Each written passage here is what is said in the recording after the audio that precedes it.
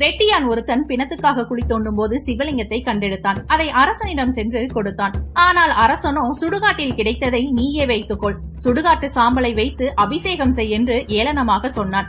இறை வழிபாடு என்றால் என்னவென்றே தெரியாத அவனோ அரசனின் வார்த்தைகளை நம்பி பிணம் எரித்த சாம்பலை கொண்டு சிவலிங்கத்திற்கு அபிஷேகம் செய்தான்.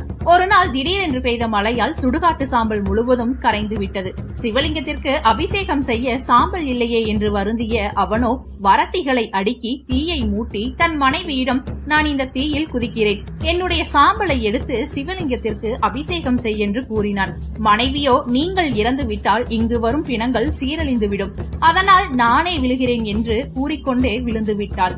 இருவரின் பக்தியிலும் தெளிந்த சிவபெருமான் அவளை உயிர்ப்பிக்க செய்து இருவருக்கும் முக்தி கொடுத்தார். தங்கத்தினாலான லிங்கத்திற்கு அபிஷேகம் செய்த அந்த அரசனோ இந்த தகவலை அறிந்து மனம் வருந்தினான். பக்தி என்பது ஆடம்பரத்தில் இல்லை, தூய அன்பினால் மட்டுமே மலரும் என்று உணர்ந்து